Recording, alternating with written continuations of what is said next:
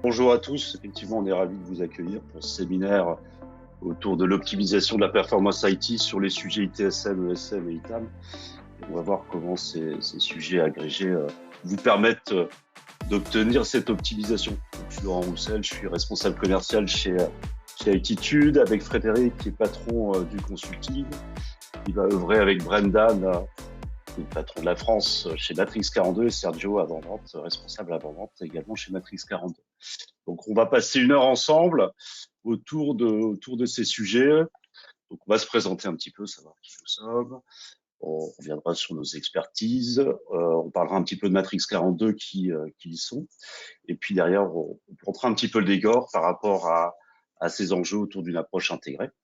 Et puis, on illustrera tout ça au travers de deux choses. Une démonstration avec Sergio de justement cette intégration et de je dirais, de cette complétude de l'offre de Matrix 42 autour des sujets ITSM, ITAM ou encore UEM. Et puis quelques cas d'usage et conclusions. Comme vous le disiez, Bérangère, on ouvrira le chat pour que vous ayez la possibilité de poser des questions et sur lesquelles nos experts répondent. Alors, qui sommes-nous effectivement? Nous sommes Altitude. Nous faisons partie du groupe Infodis. Le groupe Infodis, c'est une société qui a plus de 35 ans sur le marché de l'infogérance et des services managés. Et nous représentons le bras armé en termes d'expertise autour des solutions ITSM, ESM et ITAM sur un terrain de jeu principalement francophone, Europe francophone. Et donc, on vise à intégrer des solutions de type Matrix 42 sur le marché, sur un domaine, sur un terrain de jeu qui est principalement les entreprises de taille intermédiaire. Et c'est sur ce domaine sur lequel on va avoir, sur ce terrain de jeu sur lequel on va avoir un peu plus, on a le plus d'agilité. Vous avez notre terrain de jeu en termes de représentation de nos bureaux, donc on intervient sur l'ensemble du territoire français. On a un maillage de nos consultants et experts sur l'ensemble du territoire, et ce depuis bien avant les confinements et le télétravail. Donc voilà, donc on est à la fois revendeur de solutions, on va vous conseiller, et vous allez le voir dans les slides qui suivent, on va vous conseiller sur les solutions et on va vous accompagner dans l'intégration dans votre écosystème SI de ces solutions. Alors, les domaines, on a déjà planté le décor et ce sera vraiment le gros sujet du jour autour de l'ESM, l'ITSM, l'IT Service Management et la cartographie applicative des data centers. On reviendra sur ces sujets très largement. Et notre ADN en termes de domaine d'expertise, il se situe là et complété bien évidemment par des sujets, notamment sujets d'importance autour de l'expérience utilisateur et cette continuité qu'on va apporter en termes d'expérience utilisateur sur les solutions que nous proposons. Nos métiers, là, je dirais le pilier central et notre ADN, c'est l'intégration. C'est là où on a le plus à la fois de ressources, mais on va vous accompagner en amont de l'intégration des solutions autour d'audits, de conseils, donc aligner, je dirais, vos process avec les meilleures pratiques, avec les possibilités également des produits. Puis, je dirais, en aval de tout ça, la partie formation, atelier dirigé, conseils et support. On a également des services, je dirais, autour de dispositifs, autour de MCO, et donc qui va vous permettre d'assurer la continuité de ces services. Et je dirais aussi également d'utiliser au maximum et tirer pleinement parti des solutions que nous allons intégrer. Alors, Brendan, si tu veux bien présenter en quelques mots Matrix 42, donc notre partenaire sur cet événement. Donc bonjour à tous, donc je suis country manager France chez Matrix 42. En quelques chiffres, donc Matrix 42, on est éditeur de logiciels, donc depuis maintenant 30 ans. On est allemand, donc depuis le début, on est toujours d'origine allemande avec un gros périmètre et une grosse ADN européenne principalement. Avec tout ce qui va bien du coup en termes de considération de la RGPD pour nos clients, de localisation des data centers, de gouvernance de la donnée pour qu'elle soit de plus en plus conforme aux exigences de l'ANSSI notamment. Aujourd'hui, et notamment grâce à une certification SecNumCloud qui pousse de plus en plus si vous êtes notamment dans le domaine public. Donc, on travaille avec différents ministères, organisations nationales sur le sujet. Aujourd'hui, on est 500, donc Matrix 42, on est plutôt une structure technique. C'est-à-dire qu'en tant qu'éditeur, on est très orienté par conséquent sur nos produits, sur notre roadmap, sur nos évolutions. Et la grande majorité de ces 500 personnes chez nous sont dédiées sur des activités de R&D, de support ou de marketing produit. Aujourd'hui, on a environ 5000 clients un peu partout dans le monde, principalement avec des sièges sociaux à travers l'Europe. Et aujourd'hui, on est sur une belle tendance de part de marché, d'acquisition de part de marché. Pas forcément pour le chiffre, mais tout ça pour dire que la solution elle répond vraiment aux enjeux de nos clients. Elle a une certaine évolutivité qui leur permet aussi d'avoir des visions court, moyen et long terme et de se projeter progressivement. Et ça rejoint le sujet du jour dans quelque chose de plus unifié. C'est-à-dire que, comme l'a dit Laurent, on a principalement une approche mid-market, le monde de l'ETI, des organisations qui vont de 1000 à 20 000 personnes. Et ce que recherchent nos clients, justement, c'est une certaine unification dans leurs pratiques, dans leurs process, mais aussi, du coup, d'un point de vue outillage, pour fédérer la manière de travailler entre de l'ITSM, de l'ESM, de l'asset. On y reviendra largement dans le webinaire.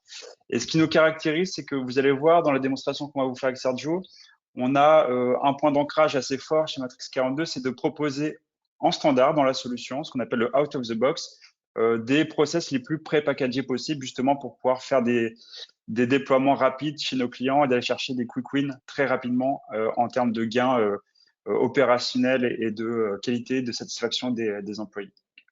Aujourd'hui, on a une approche indirecte, donc on a différents partenaires un peu partout dans le monde et on est sur une structure saine financièrement, solide et qui avoisine maintenant pour l'année 2023 probablement quelque chose autour des 70 millions d'euros.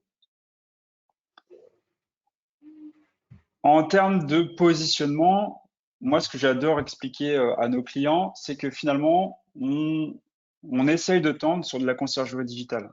Pas aucun aspect péjoratif, tout simplement pour dire que finalement, si on se met 2 secondes à la place du collaborateur, on va essayer de lui simplifier sa vie du quotidien.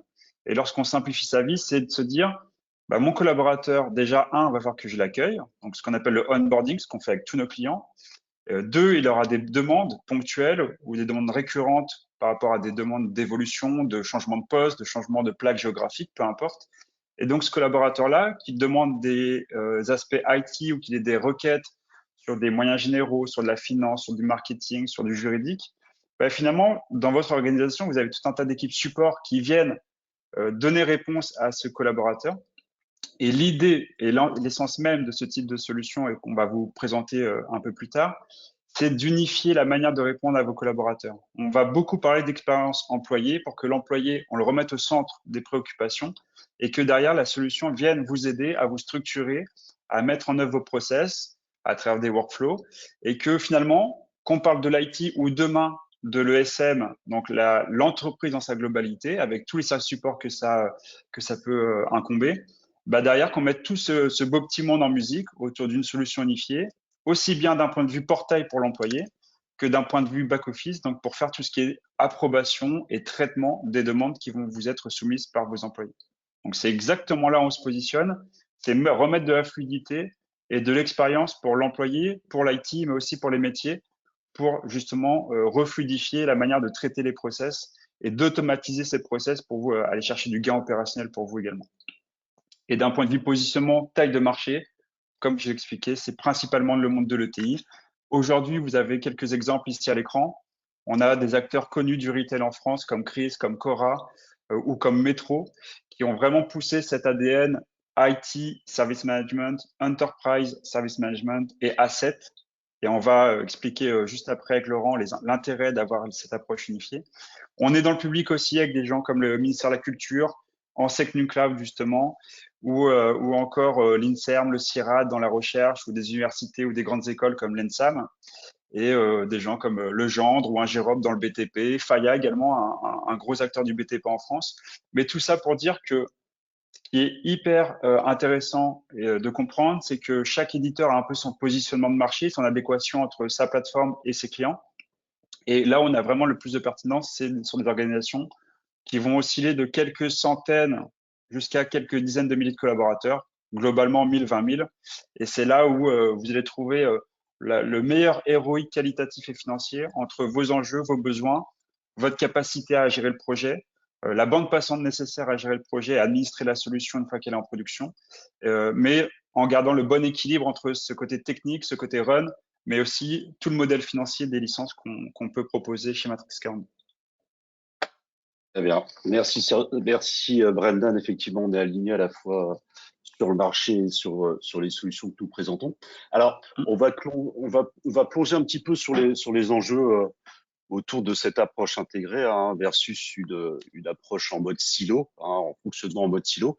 Alors, quelques définitions, on va quand même revenir sur ce que c'est que les sujets, quels sont les sujets qu'on évoque aujourd'hui. L'ITSM, on va quand même en reparler, c'est donc vise à numériser donc les processus IT, que ce soit la gestion des incidents, des demandes, catalogue de services et autres. Et donc, le tout aligné la plupart du temps soit avec les meilleures pratiques ou encore avec ITIL. Le SM, par extension, vise à numériser les processus métiers.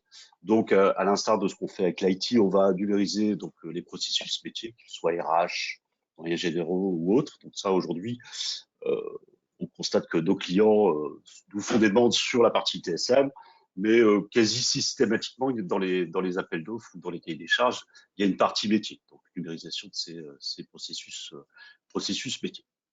L'ITAM, donc la partie gestion de parc, à ne pas confondre avec l'UEM, la gestion de parc donc vise à gérer les actifs, les actifs IT, pardon. On pourra faire une extension également sur tout ce qui est non IT. Donc c'est l'ensemble des métadonnées et des propriétés qu'on va attacher autour d'un bien, que ce soit des contrats de maintenance, des coûts, des centres de coûts, des géolocalisations. Et la partie UM, là, plus attrait à la partie technique. Donc, tout ce qui a trait à l'inventaire, la télédistribution, le patch management, la prise de contrôle. Donc, voilà. Donc ça, c'est les 4 blocs aujourd'hui que l'on va parcourir avec des fonctionnements et des constats qui sont différents. Alors, sur les objectifs des DSI, sur ces différents items, il y a différents objectifs de manière unitaire. C'est améliorer la détection et la résolution des incidents. Donc, c'est diminuer les temps de résolution, diminuer également le temps de résolution au premier appel. C'est gérer des changements de manière efficace. On voit qu'on a quelquefois quelques difficultés à partager les différentes informations, les différentes analyses de risque quand on fait des changements. Donc, c'est minimiser. Autour de ça, les DSI veulent minimiser les perturbations liées au changement. En termes de workflow, c'est automatisé. IT, non IT, c'est réduire les coûts liés à des opérations qui sont soit chronophages, soit à faible valeur. C'est gérer les actifs, on en a déjà parlé. C'est au-delà, c'est gérer la conformité logicielle, conformité en termes de sécurité. C'est gérer également, si on parle de sécurité, les endpoints en termes de conformité, de niveau de patching. Donc, maintenir ce niveau de conformité, quelle que soit la situation d'utilisateur. Excusez-moi. C'est également numériser les processus. On en a parlé, métier de type RH, moyens généraux, finance également. Et puis, c'est avoir une capacité en termes de reporting d'accéder aux bonnes informations afin de prendre des décisions éclairées sur des investissements ou en termes de prédiction, avoir des analyses qui vous permettent d'être prédictifs sur les investissements, sur les pannes qui pourraient devenir. Il y a une volonté affichée autour de ces objectifs, c'est avoir une continuité, supporter les affaires, supporter les métiers pour éviter les perturbations importantes et apporter une qualité de service aux utilisateurs. On en a parlé largement autour de la partie expérience utilisateur. Alors, ce qu'on constate sur le marché, différents constats autour de ces sujets et sur je dirais le manque d'intégration des différentes solutions, des différentes domaines ITSM, ITAM et UM, donc en mode silo. C'est un manque de cohérence et d'efficacité qui mène à des redondances ou à des conflits entre les départements, difficultés de communication. Par exemple, les équipes ITSM et ITAM peuvent avoir des difficultés à partager des informations sur les actifs et sur les services, qui va ralentir considérablement la résolution des incidents et des problèmes.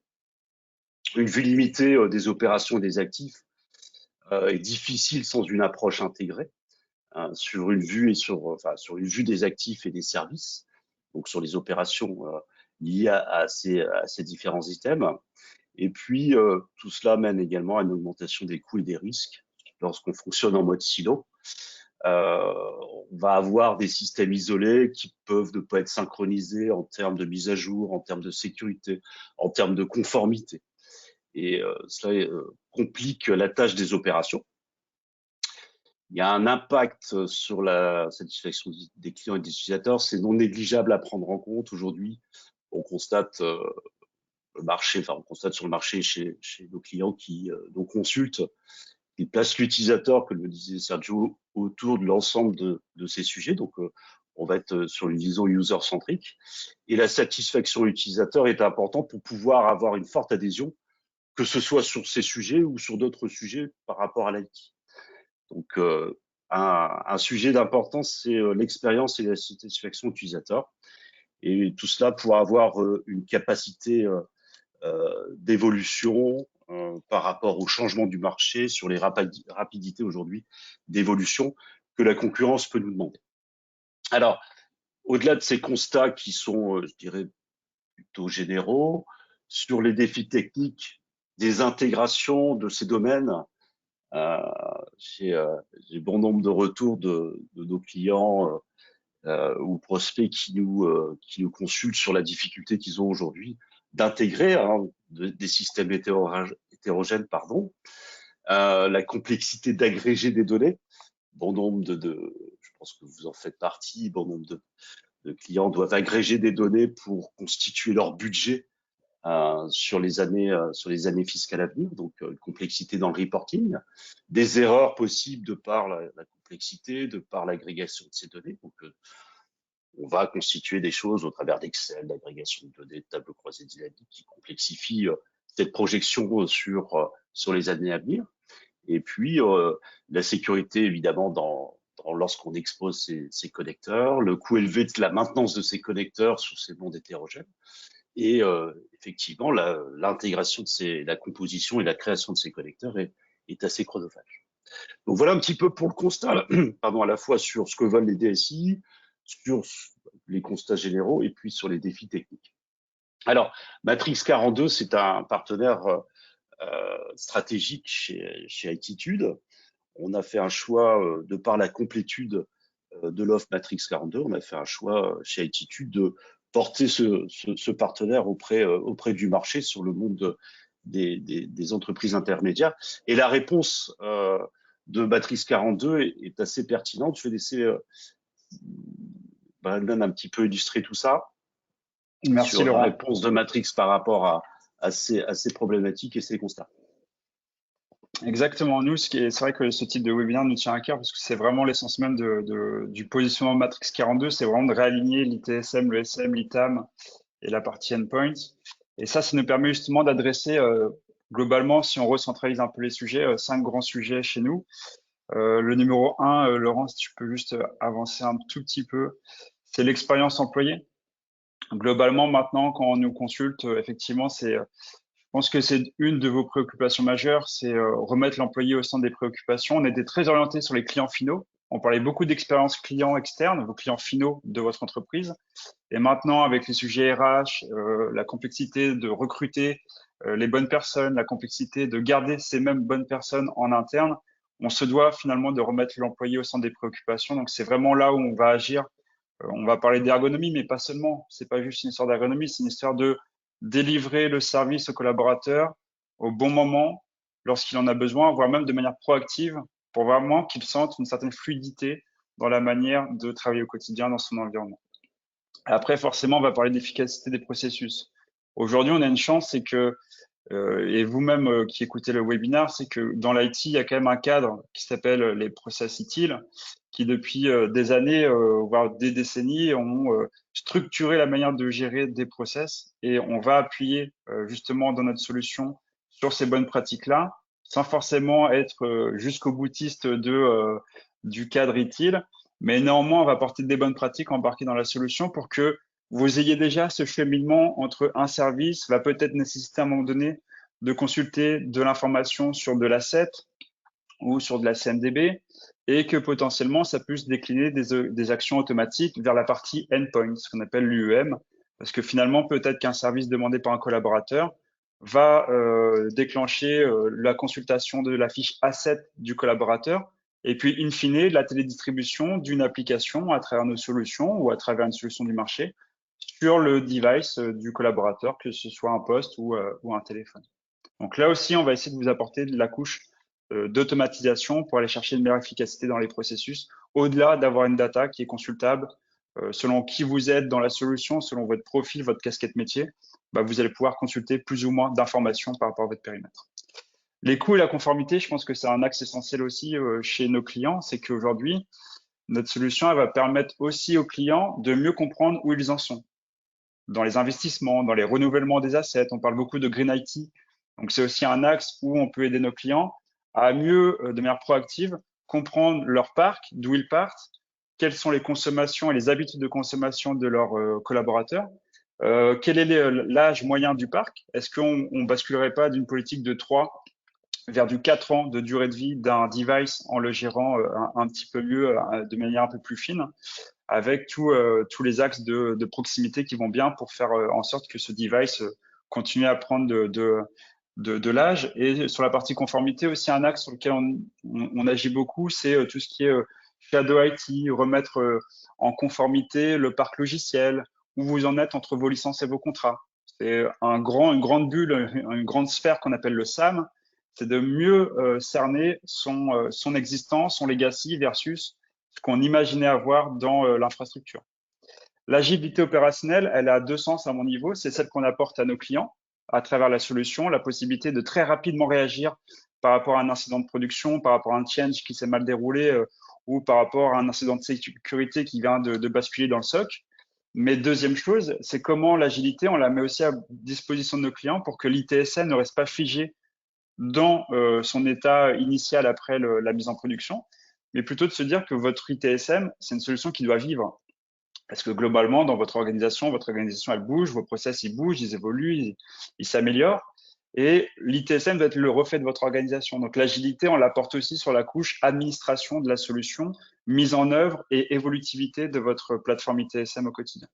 Et dernière chose qui reboucle avec la partie efficacité, effectivement, c'est l'automatisation.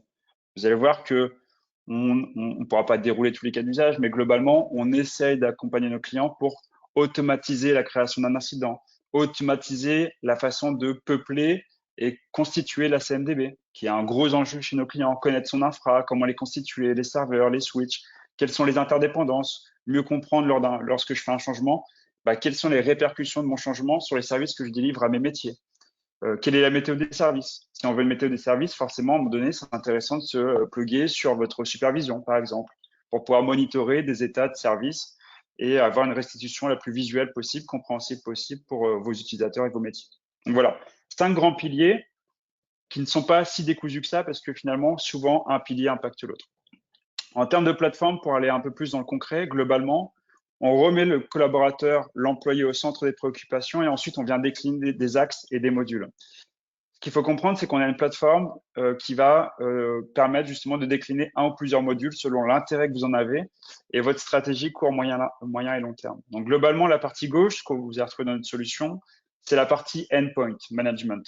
Donc c'est à la fois comment je gère mes serveurs, mes postes, mes téléphones et mes tablettes d'un point de vue technique. Donc c'est l'administration, l'organisation, l'inventaire, la télédistribution, le patching sur les aspects de sécurité et d'upgrade. Mais c'est aussi tout ce qui est MDM pour gérer votre flotte mobile. C'est la prise en main à distance. Vous pouvez assister vos collaborateurs, peu importe où ils sont dans le monde, depuis vous, peu importe où vous-même vous êtes dans le monde, vous allez pouvoir collaborer avec l'utilisateur pour l'assister, le dépanner à distance à travers cette solution de prise en main à distance. Et à la fois la découverte et la cartographie. Donc découvrir un infra, cartographier les interdépendances, qu'elles soient cloud ou on-premise. Et tout ça, justement, va permettre d'hériter sur la partie droite dans la partie process. Et donc, la partie en haut à droite qui est plus les process ITSM, donc la mise en œuvre des bonnes pratiques utiles, mais qui intègre aussi la partie ESM. Globalement, la même chose qu'on va décliner sur les métiers, avec peut-être plus de simplicité et un jargon un peu différent. Mais l'idée, c'est de retrouver un portail, la notion de catalogue de services, la notion de workflow, approbation, traitement et du reporting pour apprendre et en ressortir l'essence même de votre activité pour s'améliorer et mener les plans d'action qui vont bien.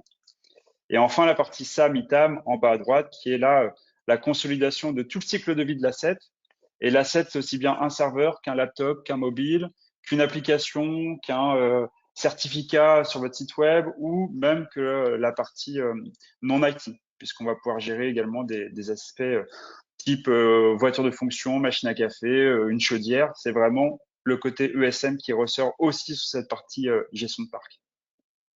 Et deux grandes choses qui nous caractérisent, c'est que la gestion des workflows, elle est graphique en termes de conception et d'administration. Donc, on est vraiment sur des notions de low-code pour qu'on puisse apporter à nos clients cette certaine autonomie pour faire vivre la solution.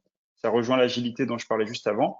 Et exactement la même chose sur les interfaces. C'est-à-dire que toutes les interfaces de la solution, de la plateforme, sont largement revisitables. Et donc, on pourra rajouter des champs qui sont contextuels à votre métier ou alléger les écrans si nécessaire. Et tout ça vraiment dans une logique low-code. Et c'est là où on pousse notre roadmap, c'est de rendre notre solution, qui est aujourd'hui très riche fonctionnellement, de plus en plus simple en termes d'administration pour nos clients. Et deux dernières choses avant de passer sur la suite, c'est que tu peux aller sur celle d'après, Laurent, si tu veux, c'est qu'on ne conçoit pas, nous, nos projets sans une interopérabilité forte dans le SI de nos clients. Donc ça va se retranscrire sur différents niveaux. Mais globalement, ce qu'on essaie de cultiver chez Matrix 42, c'est d'apporter à nos clients tout un tas de connecteurs standards autour de la solution pour que l'ITSM soit la pierre angulaire de votre activité et que derrière, on puisse dialoguer avec un Azure AD, avec un SCCM qu'on retrouve souvent chez nos clients, avec un SAP ou un DocuSign pour lancer tout ce qui est investissement financier des assets ou d'aller chercher une signature électronique pour déclencher une autre étape du workflow. Donc, c'est vraiment quelque chose qu'on cultive depuis des années, c'est de mettre en œuvre ces connecteurs pour que très rapidement, lorsqu'on est sur vos projets, on puisse aller chercher des cas d'usage de plus en plus intéressants et automatisés. Et in fine, lorsqu'on met bout à bout tous ces axes d'optimisation plus l'automatisation, c'est des gains opérationnels, c'est des gains de satisfaction et c'est surtout des gains financiers pour vous. Parce que là où il y avait de la double ou de la triple saisie avec les erreurs qui vont bien derrière, là, on remet de la fluidité et de l'intégration entre vos systèmes. Et surtout, pour le collaborateur, un flux qui est géré de bout en bout, mais qui est très transparent pour lui. Lui, son interface unique, elle reste côté portail de service sur l'ITSM. Et tout ce qui se passe côté asset et tout ce qui se passe côté endpoint, finalement, c'est très transparent pour lui. Voilà en quelques mots ce que je voulais expliquer avant de passer sur la suite. C'est effectivement bien intéressant, bien joli. Maintenant, on va peut-être voir ce que ça donne en réel avec Sergio sur une démonstration pour démontrer tout ça. Donc, je vais te donner la main, Sergio, si tu veux bien. Et n'hésitez pas à poser des questions dans le chat entre deux, qu'on puisse les rassembler en fin de séance. Sergio, tu es parfait. Merci, Sergio. Bonjour à tous. Donc, je vais essayer de démontrer les avantages de notre plateforme. Pour cela, je vais me mettre dans la peau d'une utilisatrice classique du département, notamment informatique. Je suis sur sa machine et elle va tout simplement accéder à un portail. C'est le portail Matrix 42 qui va lui permettre de créer une sollicitation vis-à-vis d'un département. On va partir sur l'idée de créer un problème lié à son application Workday. Donc, elle va tout simplement suivre un petit peu les indications de ce portail. On l'a évoqué, l'idée c'est potentiellement aussi d'offrir la possibilité de mettre à disposition ce système de ticketing à d'autres départements et notamment les services généraux. Ce serait tout à fait possible. Mais là, on va se focaliser sur la partie informatique. Et donc, Maria va pouvoir aller déclarer son incident informatique. Elle va pouvoir être mise au courant de certains dysfonctionnements en cours. Elle va même pouvoir s'abonner à ces dysfonctionnements pour être informée lorsque ces services vont être mis en place. Et elle peut, si elle le souhaite, à n'importe quel moment, aller créer, on va dire, un incident, et notamment sur la partie logicielle. Le formulaire est totalement modifiable. J'aime bien parler de simplicité et de complexité. On peut le simplifier comme on peut le complexifier. Et un des points importants, c'est qu'on va pouvoir permettre, avec des simples mots-clés, de pouvoir tout simplement appeler un modèle d'incident qui va finalement présaisir l'intégralité du formulaire et ainsi pouvoir créer rapidement le ticket. L'intérêt de ce scénario, c'est que évidemment, bon, Maria a créé un ticket, elle peut maintenant le suivre. Ça, c'est assez simple. L'intérêt, c'est de vous montrer un petit peu le lien entre ce ticket et la CMDB. Ce ticket qui a été créé et affecté automatiquement une application Workday, un service Workday. Donc, la personne qui vont traiter ce ticket vont voir le ticket arriver, hein, c'est le cas ici, avec les SLA qui vont bien, et tout simplement, sur le ticket, on va pouvoir avoir une sorte de synthèse déjà des informations. On voit bien que le service impacté, c'est le service Workday de la catégorie logiciel. Et ici, on va pouvoir très facilement, avec la partie dépendance, se rendre compte que sur ce ticket, qui a été ouvert par Maria sur la machine 00011, on voit ici le ticket, sur le service Workday, on s'aperçoit que ce service Workday dépend d'un autre service, qui est le service Internet. Et ce service est actuellement affecté par une activité qui peut être un incident. Et donc là, on va retrouver un petit peu ce qui se passe. Donc on voit qu'actuellement, en effet, certains services sont affectés, notamment le service SAP et le service Workday, par le service Internet, avec des tickets qui sont ouverts sur ce service directement. D'accord? Donc là, l'intérêt évidemment de cette petite démonstration, c'est que certaines personnes vont travailler sur la prise d'appel, sur le traitement des tickets qui pourraient arriver, mais des personnes qui seraient actuellement en cours de résolution avec des problèmes sur des services ou des actifs pourraient permettre à des gens niveau 1, niveau 2 de comprendre que en fait, ce n'est pas le service Workday qui est potentiellement en cause, mais tout simplement le fait qu'il n'y ait plus Internet en fait. D'accord? Et ça très rapidement, sans avoir à communiquer avec d'autres personnes. D'accord? Donc ça, c'est le lien un petit peu entre la CMDB et le système de tickets. Je vais me remettre dans la peau de Maria pour partir sur un cas d'usage où on va balayer différents départements. Donc elle va tout simplement déclarer un incident sur des problèmes de lenteur. Donc elle va aller sur la partie matérielle, vous voyez qu'on peut créer une catégorisation hein, qui est totalement customisable. Et pareil, elle pourrait très bien saisir son incident hein, ici avec du texte, mais pourquoi pas utiliser les mots-clés. Donc, juste en tapant quelques lettres, elle va retrouver ce qui l'intéresse et en effet, elle peut créer un ticket sur un problème lié à la lenteur de son ordinateur. Automatiquement, on peut lui afficher des articles pertinents qui pourraient lui l'aider peut-être à résoudre son problème. D'accord? C'est pas le cas, elle va quand même créer le ticket. Et donc le ticket est créé sur un problème de lenteur. D'accord? L'opérateur qui va être à destination de ce type d'incident va voir le ticket arriver. D'accord? Et très facilement, évidemment, il va pouvoir prendre connaissance des détails de Maria, quels sont ses actifs, sur quel site elle se trouve, si elle a actuellement des tickets d'ouvert. Et tout simplement, l'intérêt de tout ça, c'est de vous montrer que depuis le ticket, on va être capable de prendre la main directement sur la machine sans quitter la vue des tickets. D'accord? Donc là, on voit ici que je peux faire différentes actions. Je vais lancer une session de prise de contrôle sur la machine de Maria, qui se trouve à ma droite, hein, sur l'écran virtuel. Donc là, on voit qu'il y a une demande d'approbation. Donc là, je me mets sur la machine de Maria, qui est une machine Windows 11, donc elle va autoriser la prise de contrôle. Et du coup, vous voyez, sur la même vue des tickets, en fait, on va avoir la possibilité de prendre la main sur la machine de Maria, notamment de constater les problèmes de lenteur. D'accord? Je ne vais pas m'attarder sur la partie de prise de contrôle, mais l'intérêt, évidemment, c'est de pouvoir rapidement interagir avec la machine de cette utilisatrice. Quid du ticket? Du coup, ce qui est intéressant, c'est que depuis le ticket, d'ailleurs, on voit que la session de prise de contrôle a été notifiée. Hein. Donc, ce n'est pas juste le fait de lancer la prise de contrôle. Dans le journal du ticket, on sait qu'on a fait une prise de contrôle de 37 secondes. Et ici, en fait, je vais, après étude, me rendre compte qu'en effet, il y a vraiment un souci de lenteur.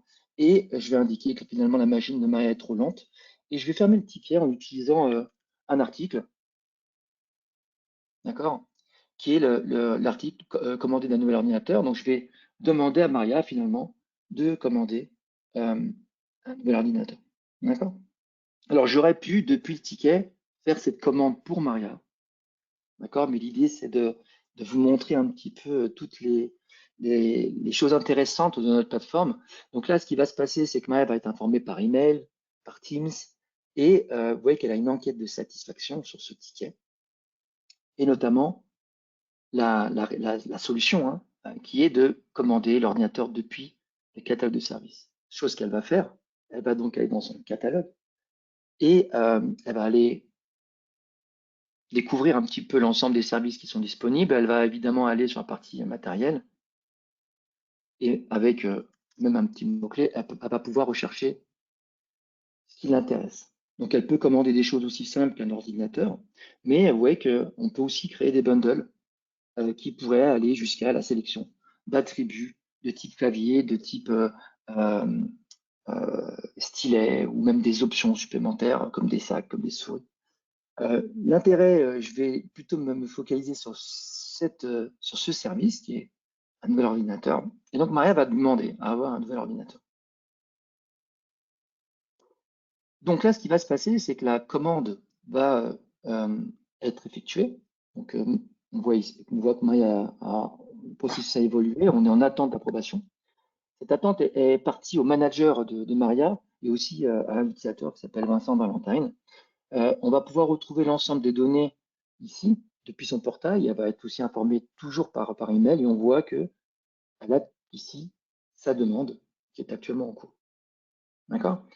Je vais me déplacer sur l'écran de gauche pour approuver un petit peu la demande de Maria. Donc Vincent va avoir la possibilité de valider la demande de Maria. Donc depuis son portail, vous voyez qu'il va avoir l'approbation en attente, qui peut avoir des détails sur qui est Maria, ce qu'elle demande, etc. Donc on voit qu'il demande un ordinateur. Et du coup ici, il va pouvoir approuver la demande de Maria et donc faire avancer cette demande, je dirais, en delivery. D'accord? Donc là, il va y avoir une tâche qui va être demandée pour la livraison de ce matériel. Ce qui s'est passé, et c'est pour ça que j'ai voulu prendre cet exemple, c'est qu'il n'y avait pas de stock pour cette machine. Donc là, ce qui s'est passé, c'est qu'il y a une tâche qui a été créée et qui demande à remettre des machines dans le stock pour pouvoir affecter une machine à Maria. D'accord? Donc là, on voit la liaison entre s'il y avait une machine dans le stock, il n'y aurait pas eu cette tâche et on aurait affecté une machine du stock automatiquement. D'accord? S'il n'y en a pas, on va pouvoir demander à commander, par exemple, du matériel afin de le remettre en stock. Donc là, ce qui va se passer, c'est que je vais aller dans la base justement des actifs. Je vais ajouter une machine en stock, par exemple. Donc je vais taper un peu n'importe quoi. Et je vais rajouter la machine en stock afin de pouvoir disposer d'une machine dans le stock de périphériques qui a été demandé par Maria. D'accord? Donc là, ce qui se passe, c'est qu'il y a bien une machine qui a été rajoutée au stock. Et du coup, la personne qui va traiter cette mise en stock va pouvoir fermer cette tâche en indiquant que c'est bon, la commande a été effectuée, par exemple, et que la machine est en stock. Automatiquement, le workflow, et ça c'est un workflow qui est natif, qui est ce qu'on pourrait appeler out of the box, va automatiquement créer une autre tâche qui va être la demande de la livraison de la machine qu'on a mis en stock pour Maria. Donc du coup, le workflow de Maria, il est toujours en cours de livraison. D'accord? Par contre, regardez, depuis ses actifs, elle voit déjà qu'il y a un matériel qui lui a été affecté. D'accord? Qui est la machine qui est en stock. Donc elle est réservée, elle n'est pas encore livrée, elle n'est pas encore définitivement attribuée à Maria. Et du coup, cette machine fait partie évidemment de la CMDB. On va la retrouver depuis les ordinateurs ici. Si on fait un traitement par statut, tout simplement, vous voyez qu'elle est là. Hein. Et du coup, cette machine, on va avoir une tâche qui va être le fait de livrer cette machine à Maria. Donc, on va livrer cette tâche, on va indiquer que ça a été livré.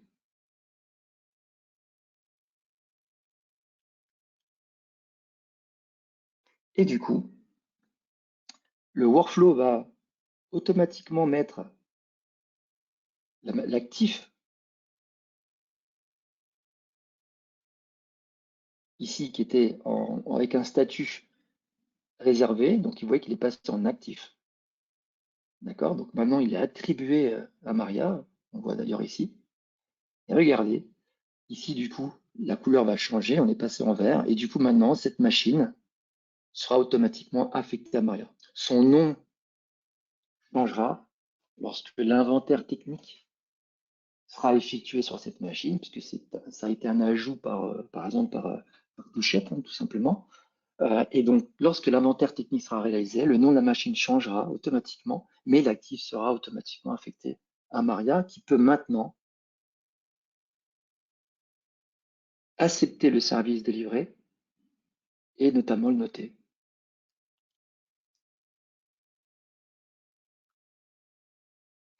Donc voilà très facilement un exemple de création de tickets qui a derrière découlé d'une commande dans le catalogue et ainsi de suite. Notre catalogue a aussi d'autres avantages et je terminerai là-dessus.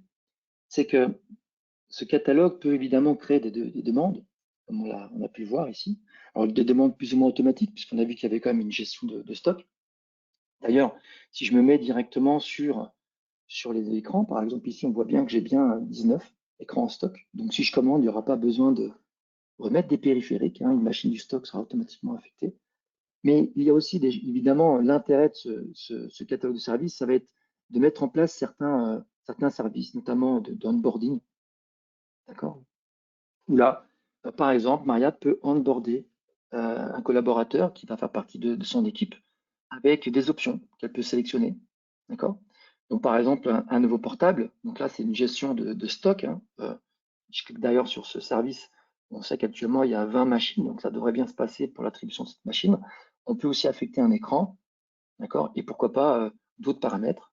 Et donc là, si j'onboard je dirais le nouveau collaborateur, je vais par exemple prendre le fameux Toto Martin.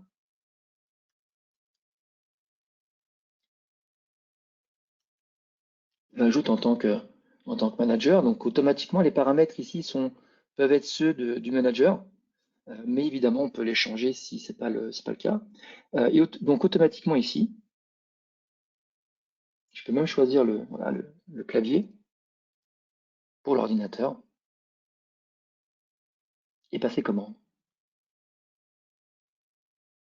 Donc là, c'est une commande de service multiple. Il va y avoir une demande d'approbation, qui peut être validée d'ailleurs par email. Hein. Donc ici, je vais pouvoir aller valider cette demande.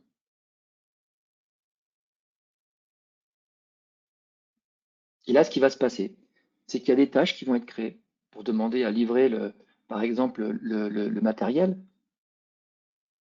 Un ensemble de tâches vont être créées et vont être affectées d'ailleurs à l'utilisateur qui va bien. Hein. Donc là, on voit bien les affectations.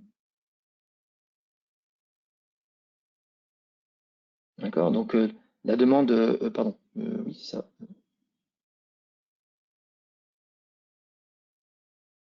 Voilà, donc on voit par exemple ici l'écran hein, qui a été bien affecté à Toto Martin, hein, le nouveau portable. Donc là, c'est vraiment une gestion de stock. Hein. Vous voyez que sur les deux écrans et sur le portable, il y a une vraie gestion de stock. Donc, des périphériques sont passés de stock à réserver et on va avoir comme ça des choses. Alors, il y a la ligne téléphonique, par contre, ici, je pense. Voilà. Il n'y a pas suffisamment de lignes téléphoniques disponibles, donc il faut en récupérer une pour pouvoir l'affecter. Et les choses intéressantes aussi, c'est que, évidemment, il y a des tâches manuelles ou semi-automatiques, mais il y a aussi des tâches automatiques et notamment la création du compte. Alors on le voit d'ailleurs que le Toto Matin a été créé dans l'appli de la plateforme, mais pas que, puisque depuis notre Active Directory, le compte Toto Martin a été automatiquement créé. D'accord? Par exemple, sur mon Active Directory. Voilà. Et donc ici, on voit que le compte Automartin a été créé automatiquement par notre outil, par notre solution. Donc l'idée évidemment de cet onboarding, c'est de pouvoir automatiser des choses qui peuvent l'être et notamment créer des tâches, des demandes de services afin de délivrer certains justement services qui ne pourraient pas être totalement, je dirais, automatisés, comme par exemple la livraison ou la commande d'un nouveau portail d'un nouveau écran ou d'un nouvel ordinateur, sachant qu'on a des clients en commun avec Attitude qui exécutent directement des commandes directement sur leur SAP. Donc ça reste des choses qui sont possibles. Voilà pour la petite démonstration. Je vous rends la main, j'espère que je n'ai pas débordé sur le timing. Merci Sergio. Effectivement, ça permet d'illustrer pleinement ce qu'on a évoqué en introduction. On va passer un petit peu avec Frédéric à quelques cas d'usage. Si Oui, tu veux bien. tout à fait. Frédéric, merci. Chez Merci nos Sergio. clients. Merci Sergio pour la démo. Quelques cas clients qui illustrent notamment ce que Sergio vient de montrer. Je ne vais pas forcément rentrer dans le détail de chacun d'entre eux. Ce qui est important aussi d'avoir en tête, et c'est ce que vient de montrer Sergio, quand on parle d'ITSM, de SM et d'ITAM chez nos clients, le premier processus qu'on nous demande de mettre en œuvre, c'est tout ce qui est la gestion des collaborateurs, c'est-à-dire l'arrivée, le mouvement et la sortie. Pourquoi? Parce que c'est souvent un processus qui est pas bien géré. L'avantage de tout digitaliser, de tout fédérer au sein d'une solution comme Matrix, c'est que ça va vous permettre, dans le cadre de l'arrivée, ce que vous a montré Sergio, de pouvoir pré-réserver des équipements et d'aller faire le lien avec la partie stock et gestion des assets. De pouvoir aussi automatiser, j'en dirai deux mots au travers des différents cas clients qui sont là, d'automatiser et d'interagir avec le SI, que ce soit un Active Directory, un outil de gestion des ressources humaines, de créer des tâches à destination des métiers. Et pour le process de départ, l'intérêt, c'est de pouvoir savoir, pour l'IT, mais aussi pour les métiers, ce qu'a l'utilisateur, c'est quoi son équipement, est-ce qu'il a un PC, un téléphone, est-ce qu'il a un badge d'accès, une carte de parking, et de s'assurer que tout est restitué en temps et en heure. Pour illustrer ça, un de nos clients dans le domaine du BTP, dans lequel on a mis en place cette gestion du nouvel arrivant, en automatisant ce qui est possible, Brendan le soulignait tout à l'heure lors de sa présentation, Matrix 42 va permettre d'automatiser un certain nombre d'actions qui sont à faible valeur ajoutée, la création de compte dans l'AD, l'attribution des droits en fonction d'un profil qui est spécifié dans le formulaire d'arrivée, l'association d'une licence Office 365. On va pouvoir aussi, et c'est ce qu'on a fait chez ce client, digitaliser tout le processus de commande en liaison avec SAP. Donc une commande dans Matrix 42 va générer via un EDI la commande dans SAP, et SAP en retour va aussi nous envoyer les informations sur les stocks. On va pouvoir aussi gérer tout ce qui est spécifique au métier du client. On est dans le cas d'un client BTP. On va gérer dans Matrix toute la problématique d'installation de nouveaux chantiers en créant un certain nombre de tâches IT pour la téléphonie, pour les câblages électriques, pour la gestion des locaux, à destination des métiers. Un autre exemple dans le domaine du retail où on va aussi gérer ce processus de commande de matériel avec une complexité qui va être d'envoyer des commandes à différents fournisseurs. La demande de matériel va contenir par exemple un PC et différents accessoires. avec Matrix 42, on va pouvoir générer l'envoi de la commande de façon automatisée vers le bon fournisseur. Et enfin, un autre exemple dans le domaine de l'ingénierie, où là, on va gérer des actifs qui ne sont pas des actifs IT, qui ne sont pas des actifs métiers au sens services généraux aux ressources humaines, mais qui sont des actifs propres au métier de ce client. On va gérer tous les actifs optiques et on va gérer aussi tout le cycle de vie de la gestion de la maintenance, de l'envoi en SAV des équipements, et aussi la partie commande en lien avec les stocks, donc l'affectation automatique du matériel, comme vous l'a montré Sergio tout à l'heure, et aussi la création d'une tâche ou l'envoi d'une alerte si jamais il n'y a plus d'actifs dans le stock. Si tu peux tourner, Laurent. Brendan parlait tout à l'heure de l'aspect expérience utilisateur et de donner de la visibilité aux utilisateurs. C'est ce qu'on a fait chez un client qui est dans le domaine de la recherche, où on a mis en place une météo du service qui permet d'alerter et de cibler une population donnée en fonction de l'utilisation qu'elle a d'une application spécifique, avec un envoi d'email lorsque le service n'est pas disponible et un envoi d'email lorsque le service est rétabli. Et enfin, le dernier cas client qui est intéressant dans le domaine des services, où on a géré de bout en bout l'arrivée et le départ des collaborateurs en automatisant tout ce qui est création de comptes, mais aussi désactivation des comptes en cas de départ. Et cette fois, côté métier, toutes les demandes de travaux, des demandes de travaux pour de l'aménagement, pour des équipements, pour des réparations, sont gérées dans Matrix 42. Une demande de travaux va contenir un montant avec différents devis. Et en fonction du montant de ces devis, on va générer ou non des workflows d'approbation. Donc, au sein de Matrix 42, on va pouvoir vraiment fédérer la demande d'utilisateurs, quelle qu'elle soit, destination de l'IT ou des métiers, pouvoir, grâce au lien avec la partie Asset Management, gérer très facilement le stock, l'attribution et la récupération des équipements IT ou non IT toujours. Merci, merci Frédéric. Oui, excuse-moi. Non, c'est bon, pardon. Non, je te remercie. Effectivement, alors, on a bon nombre de clients, et notamment des cas clients comme Métro, Faya ou encore Cristal Lyon, qui ont chiffré ces retours d'expérience, et on sera heureux de les partager. Alors, merci messieurs pour l'ensemble de ces éléments. Vous voulez effectivement illustrer la complétude de l'offre, les optimisations, à la fois financière, l'optimisation des opérations sur ces trois sujets ITSM, ITAM et UEM, au travers d'une expérience unifiée, que ce soit côté utilisateur ou côté IT, pour, je dirais, arriver à cet avantage stratégique de ces solutions tout intégrées. On est maintenant à la fin de ce séminaire. On va pouvoir maintenant répondre aux questions avec nos spécialistes. Bérangère, est-ce que tu peux peut-être nous lancer les premières questions? Il nous reste 5 minutes, on est très bien en timing.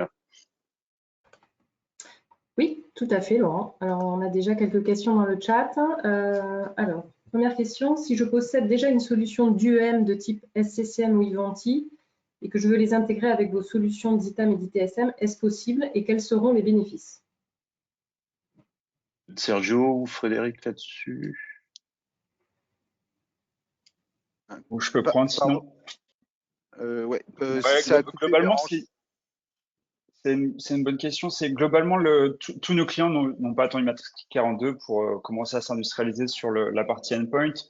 Donc des choses comme SSM, Intune, Workspace ONE, Ivanti et d'autres, c'est des solutions avec lesquelles on a l'habitude de s'interfacer. Donc deux cas qui peuvent se présenter, c'est soit chez vous, vous êtes peu ou pas outillé ou mal outillé, ou vous en êtes mécontent de votre outillage sur la partie inventaire, distribution, déploiement, patching, vous la mettez en question et auquel cas on peut apporter cette brique côté Matrix 42. Soit vous êtes pleinement satisfait de ce qui a déjà été fait, et plutôt que de remettre en cause, on va capitaliser sur vos actions du passé et on va proposer en fait des connecteurs qui sont standards, qui sont juste à configurer pour déclarer l'instance chez vous. Mais globalement, en quelques minutes, le connecteur il est prêt et derrière, on va pouvoir commencer à dialoguer avec ces solutions-là. Et globalement, il y a deux grands cas d'usage qu'on aime bien mettre en œuvre. Un, récupérer les inventaires. dans Ivanti, dans SSM, pour récupérer vos postes, vos configurations, matériel, logiciel. On vient peupler la partie asset CMDB qui va du coup, comme on vous l'a expliqué, hériter à la partie ticketing. Et deux, lorsque c'est possible, aussi agir en termes de télédistribution. Donc, aller sur ces notions pour l'employé de self-service. Il vient dans son portail consommer l'application dont il a besoin. Matrix 42 lance le workflow, interagit avec SSM, interagit avec Ivanti, et on déploie l'application en question sur le poste du collaborateur. Donc voilà, vous êtes outillé, on s'appuie dessus, vous n'êtes pas outillé, on a des briques qui peuvent être déployées unitairement selon vos enjeux. Merci Brendan. Bérangère, Très bien, ouais. Alors, une autre question. Avez-vous des retours d'expérience autour d'utilisation d'API de systèmes tiers avec Matrix 42? De système tiers, hein, c'est ça? Oui. Oui, on a plein d'exemples chez quasiment tous nos clients, des exemples avec des outils SIRH avec lesquels on va pouvoir s'interfacer, des ERP, je parlais très rapidement de Caliac lors d'un cas client, des outils comme SAP. On est vraiment dans une démarche d'automatisation et d'interopérabilité avec le SI pour vraiment faciliter le traitement d'actions qui sont soit gérées manuellement chez certains clients. Donc l'idée, c'est vraiment de concentrer les équipes IT et non-IT d'ailleurs sur des tâches à plus forte valeur ajoutée plutôt que d'essayer de gérer des informations dans des systèmes différents. Très bien. Bérangère, reste-t-il des questions? Oui, alors j'en ai encore quelques-unes. Je ne sais pas si on pourra toutes les poser, mais la prochaine est la suivante. La solution propose beaucoup de fonctionnalités différentes. Est-ce que ces fonctionnalités sont toutes incluses ou en option désactivable? Nous possédons déjà certains outils et il ne faudrait pas entrer en conflit avec ces outils. De toute manière, vous aurez le PowerPoint et vous allez pouvoir vous remémorer ce qu'on a dit en introduction. Mais globalement, lorsque vous allez retrouver la slide qui présente le produit Matrix 42, c'était une plateforme modulaire. Donc, on a des clients qui font de l'ITSM chez nous sans faire de endpoint parce qu'ils ont déjà SSM, ou qui font du SAM, mais ils ont déjà un ITSM, ou qui font du endpoint, mais l'ITSM, il est ailleurs. Donc, globalement, tous les modules peuvent être pris chez nous de manière unitaire. Des fois agrégés parce que ça fait du sens d'avoir 2 ou 3 modules intégrés les uns aux autres. Mais d'un point de vue et module et du coup prix, tarif, c'est quelque chose de complètement décorrélable. Donc c'est vraiment, on discute, on cerne un peu vos enjeux et on met en face de vos enjeux le ou les bons modules qui vont venir se déployer chez vous et avec le côté API et intégration pour s'appuyer sur ce qui est déjà présent chez vous en termes de briques technologiques. Très bien, merci. On arrive au terme, il reste 1 minute. Effectivement, bon, il y a des questions également. Est-ce qu'on vous disposerait à la fois du PowerPoint et du replay? La réponse est oui. On envoie à l'issue de ces événements l'ensemble des documents. N'hésitez pas à nous solliciter aussi pour des cas clients, des retours d'expérience, des retours chiffrés sur la mise en place des solutions Matrix 42 qu'on a illustrées aujourd'hui avec notre partenaire. Il me reste à conclure, à vous remercier déjà sur votre présence, sur les questions également, c'est toujours agréable. On arrive à mi-décembre, donc de bonnes fêtes de fin d'année. On se retrouve en 2024 avec de nouveaux événements autour des solutions et des services que nous proposons autour du catalogue de services ITQ, mais plus largement également de celui d'Infodis. Vous avez toutes nos coordonnées, le marketing fait son métier et reviendra vers vous. Et je vous souhaite donc de bonnes fêtes de fin d'année, une bonne journée, et puis à très bientôt sur les événements Altitude by Infodis. Merci et au revoir. Bonne fête à tous, au revoir, à bientôt. Bonne fête.